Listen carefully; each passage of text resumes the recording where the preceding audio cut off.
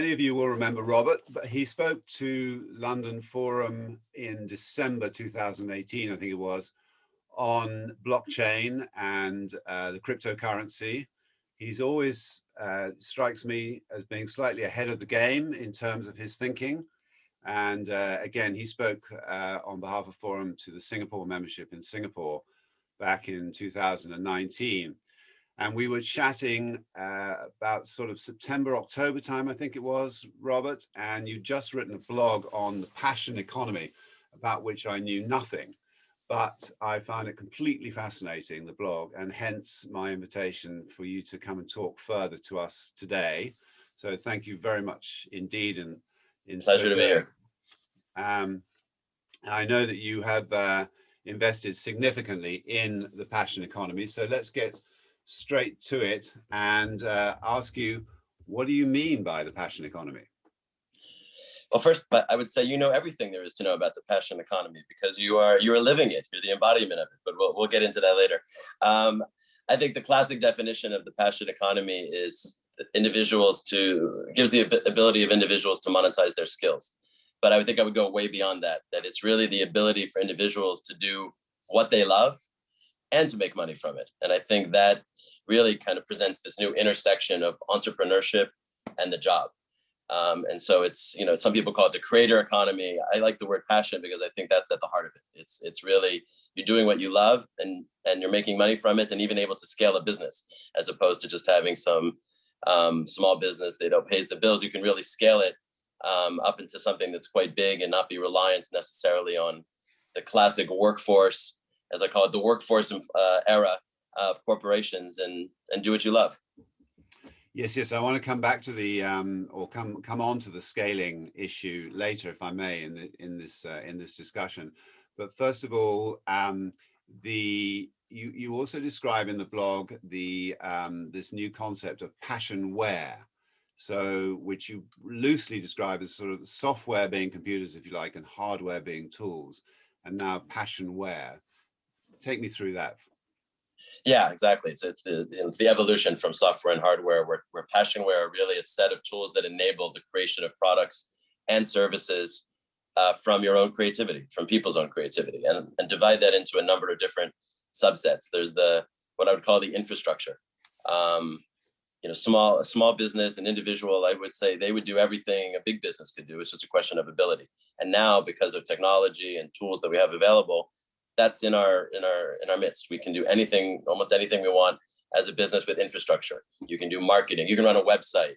You can do marketing. You can do analytics. You can do just about anything that a big business can do. So there's the infrastructure part that's basically, and Shopify I would say is probably the biggest and most well-known example of what I would call passionware, because now anybody can go on Shopify and within a few minutes they're up and running with a business.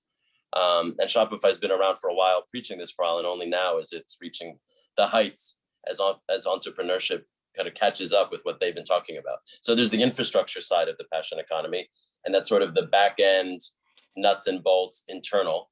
And then there's the external part, which is, okay, I'm able to create a website, I'm able to have a business, I'm able to take money, but where are customers? And so now you have the external part of the passionware, which are really the marketplaces.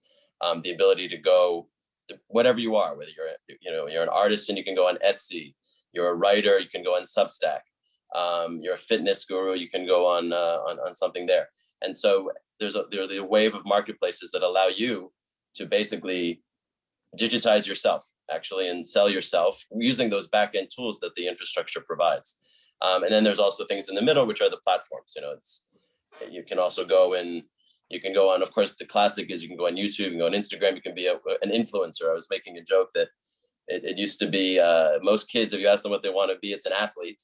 My oldest son does want to be an athlete. That's where I am right now in Florida. But my other ones want to be an influencer. And that's where I think 29% of the kids want to be an influencer because they want to make money from themselves. So it's another example of being the passion. So I really divide it into these three pieces. That's the infrastructure, the back end, the external piece, which is the marketplace and finding customers, and the platform, which really combines the two.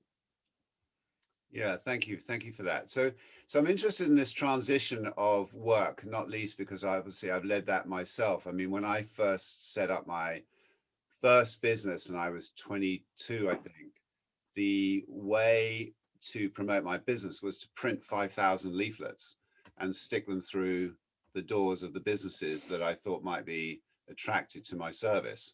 And now that's transitioned through, that's very old school, very traditional way.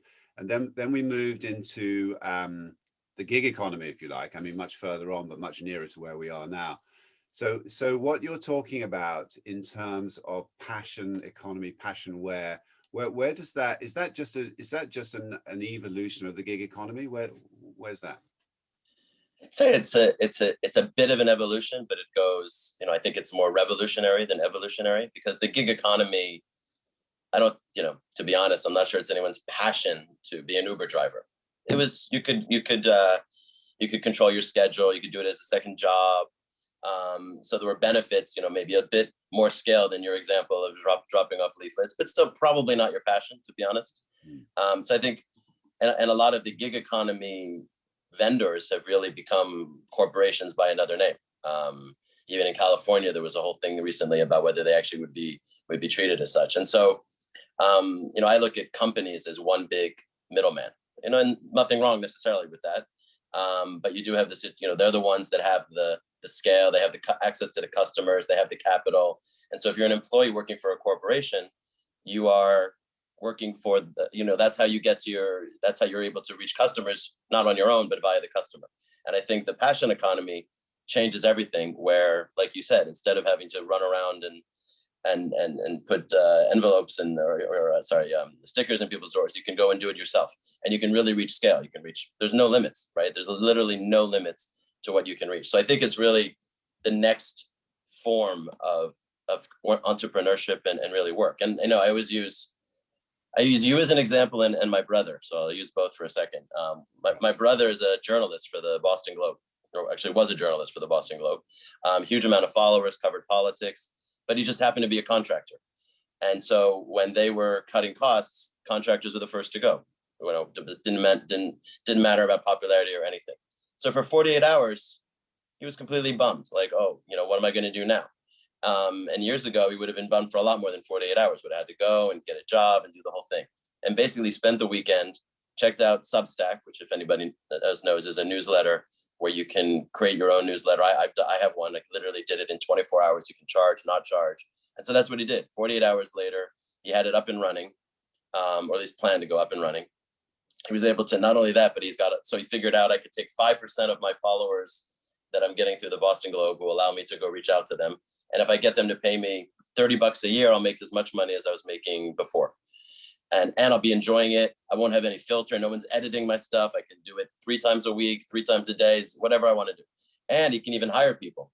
So now he's got people who don't have the following he has, who are actually working for him within his Substack newsletter, which allows him to even charge more. So there you can scale the business. And Forum TV, it's a great example, right?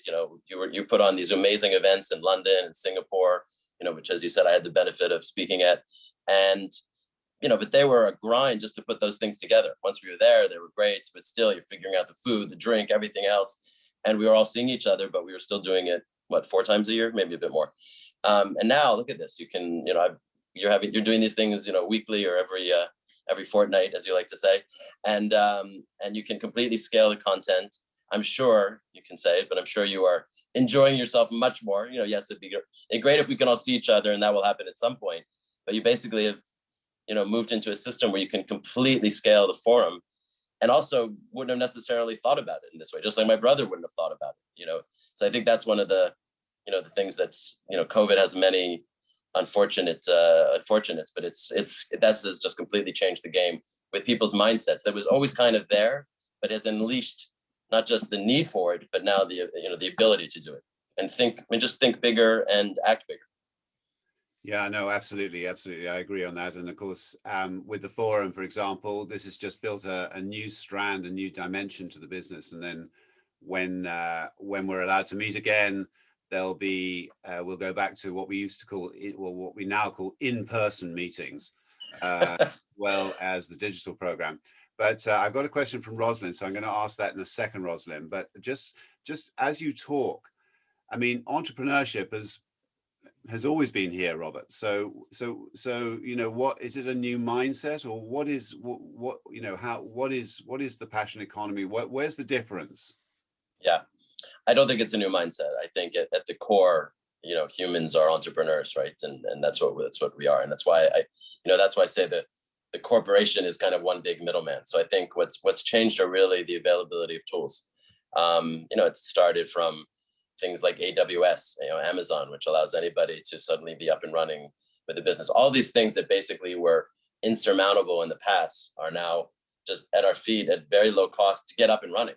There's no cost of capital, or no huge, there's of course a cost of capital, a huge cost of capital to just go up, run, try. And so what you're seeing then, again, using this corporation analogy, is if you're, let's say, middle management in a corporation, kind of a cog in a machine, let's say, you don't have to be anymore. You can suddenly now branch out into something else. And of course, there's always been a rich startup ecosystem, but now it's, because of not just the availability of capital, but the availability to create something quickly, not necessarily figure out if it's working. That's another thing. Maybe your passion is not going to make any money, right? But that's okay. Give it a shot. You're up and running, and with very little cost, and frankly, not as much energy as in the past. It's not a 2-year sacrifice. In a very short period of time, you can figure out whether you really have anything. It still takes hustle. It still takes a lot of, following your dream, but the tools is the difference. So I think the mindset's the same, just a question of capabilities. Yeah, absolutely. I completely concur with that. It sounds like the conversation I have with my kids. So, Rosalind, I'm going to unmute you, and could you ask your question on brands, importance of brands? Yeah, well, thanks for your talk. Well, really interesting, and I do agree that it's a sort of very liberating thing to think about. I guess the question I've still got, though, isn't brand still important? Because how do you choose between all the different suppliers in the marketplace? And if brand is important, doesn't that take us back to companies who invest in brands and basically get more of the space in talking about them? Yeah, 100%. Brands are important. For example, I invest. I have a fund. I invest in consumer, and I always say there's really no barriers to entry. It's really about the brand. So yes, does a big company have an advantage when it comes to brand? 100%. But if you look at, I'm going to use a silly example because it's 4 a.m. I can't think of something better. Kim Kardashian, right? What is she, right? She's just a brand, and she built that brand over time. But now she's really a brand. I'm not sure, I don't want to insult any Kim Kardashian fans out there. I'm not sure what great skill set she has and what great products or services, but she is a brand. People want to be a part of her. It's exactly the same reason why celebrities are the ones who are doing all of the promotions and modeling for big brands. So brands still use people to push themselves, actually. And even, one of the most famous brands in the world is Nike. And they became a brand by giving this idea that anybody can be a runner. Anybody can be an athlete. And so I think when it comes to your own personal business, are you going to compete at a global scale with big brands? Are you going to start selling, something that competes with Louis Vuitton? Probably not. But you're not necessarily trying to reach $1 billion of revenue and creating a big company. So you have the ability to have your own brand, which can be very personal as well. You can create a brand that's generic, grow it to a certain number of users, and you can build a brand that's personal. So it is a question of scale. Of course, corporations will always have the advantage of scale when it comes to everything, especially brand. But now the ability to promote, to do videos, and even TikTok and all these things are things that really can promote yourself and to create content that's also unfiltered. That's the other aspect you can do, which is, again, part of your brand. So it's 100% correct that there's always going to be the advantage, but that the ability to create your brand 5 years ago was almost, not nothing, but let's say very limited in terms of a business concept. And now it's gone to where it's aside from capital, it's pretty much unlimited. So Robert, I know that you've invested quite significantly in a number of companies within the passion economy. Is this a good time with COVID? Has that been a wise move? Should you have gone early, or should you be going a little bit later? And I want to follow that up, please, with that scalability issue that you're talking about, how businesses scale. Yeah. Well, I always say the way to make money, and especially in venture investing, which is what I do, investing very early stage, is you have to be contrarian and right in order to make money. So yeah, you have to get in early, and it's good to be right. So just to use a Shopify example, there's a great podcast with the CEO of Shopify who was talking about this in 2008. And people didn't get it, especially investors didn't get it. They're like, oh, so you're talking about 50,000 small businesses that are going to go online. And he said, I don't understand why they don't get it. The whole world is my market. And I think that's really where now is the time to sort of think like that and be thinking ahead. And so, that's why I look at my investment thesis from the point of view of investing in the infrastructure. What do companies need? And there it's very simple. Companies need, small companies or individuals who want to build their own brand, they need everything that a big business does, right? A small business would do a Super Bowl ad if they could, just a question of means and capability. And so, the investment thesis of, okay, just replicating what big companies do into a small business or individual passion economy setting. Because a passion vendor is really its own version of a small business. So there's investing in the infrastructure, and then there's the platforms, which is then those are the things that are sort of new and disruptive and building something that will enable you to go out to that world. So yeah, long story short, I think it's a great time to be investing early. It's a great time even, this is not investment advice, don't take it as investment advice, but some of the e-commerce platforms that are available through public markets is a great way to access this. Shopify has been on an incredible run, and I think it's only going to grow. And so you do have a lot of areas where you can get in and still do very well. And I think also thinking differently and, frankly, you create your own business and then give it be a side hustle. That's the other thing. People can have their day job and their day practice and whatever it is. And on the side, do something. It's only a question of your own time and imagination. So just on that point, as an investor, you use that phrase side hustle. You don't want to be investing in a side hustle, do you? Because a side hustle. No. I don't actually. No, from an investing point of view, it's that was more of a generic term, I guess. The ability for anybody to invest in this however they want. From my point of view, it's about investing in those people that are thinking differently, have built aspirations, and their passion is to help other people run a business. We have a company you're looking for the same. You're using the same discipline for your investment techniques. No, of course. From my point of view as an venture investor, it's unfortunately I need to invest in the crazy people that don't take it as a side hustle. They're all in, and they want to create a business that really will go big, and it's also their passion. I invest in startups, and creating a startup is a little bit crazy, right? A lot of them, because an investor like us are very greedy, right? We don't want to just make a little bit here. We want to only invest if it's big and if it's going to be big. And so, and to do that, you're really enabling millions of users to potentially use your platform, whether it's these back-end tools that I talk about, whether it's the front-end marketplace, whether it's something like a platform. We've talked about it. I invest in another .tv, something called create.tv, which is really a platform to allow anybody to monetize their as a subscription model, their video, exactly similar to Forum, actually, to be able to create video content, audio content, whatever kind of content you want. And instead of relying on ads and a business model that's focused on, clickbait and sort of the worst common value, it allows you to really put high value content out there and monetize for it. And by the way, I do recommend anybody to watch the movie on Netflix, The Social Dilemma, which goes into this in some detail about how Facebook and Instagram and these ad-based models have sort of just messed with our brains and our kids. And I think the passion economy and a lot of these things are going to be the differentiator there in terms of not relying on ads, not relying on these business models, but relying on yourself. And so that's something I look at also as an investment thesis, being able to directly talk to make relationships with your customers, and more create these ecosystems that allow your clients to create relationships with their customers and find new customers. And that's really what the passion economy is about. And frankly, the biggest hurdle to the passion economy has always been, to the question Rosalind asked, brand. It's finding users. Like, I have a great idea. Okay, I can go on Amazon, I can go on Wix, I can create a business. How do I find actual customers aside from, the 200 friends of mine who might buy from me? And that, I think, is where these marketplaces and this concept that I like to call it 1,000 true fans, right? Get 1,000 people who are going to like your product and want to pay, no matter what it is, pay for it. You start with that, and then you can scale to millions. And I think that's really where the differentiator is in terms of reaching the world for your product, service, or whatever it is. Yeah, very interesting indeed. I see Daniel Kirichi, you have a question. I've unmuted you, so can you ask your question, please? Oh, sorry, you have to unmute yourselves now. I can't. Can you hear me now? Yeah. Yeah. Hey, Daniel. Thank you, Robert. You're a great example of a passionate man.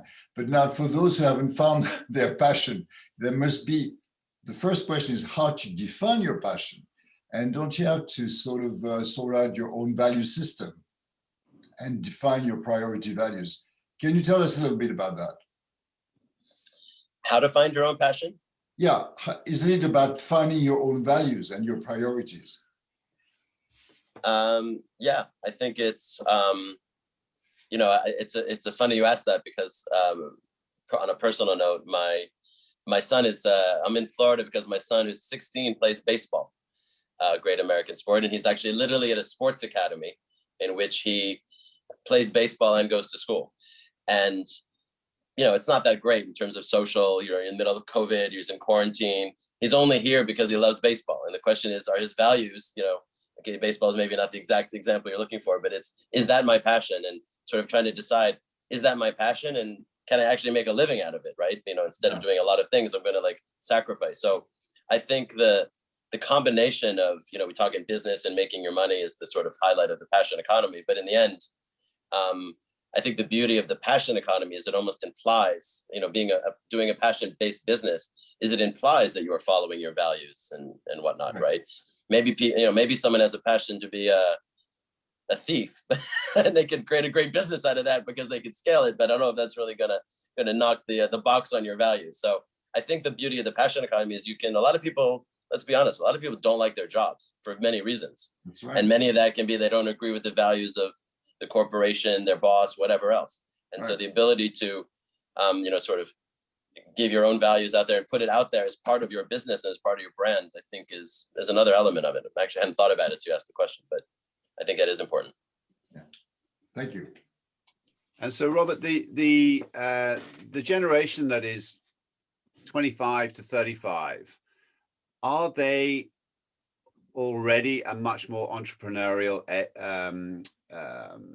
sector than we were? And is COVID and everything that's going to come from COVID, is that going to drive a far more extensive entrepreneurial push, do you believe?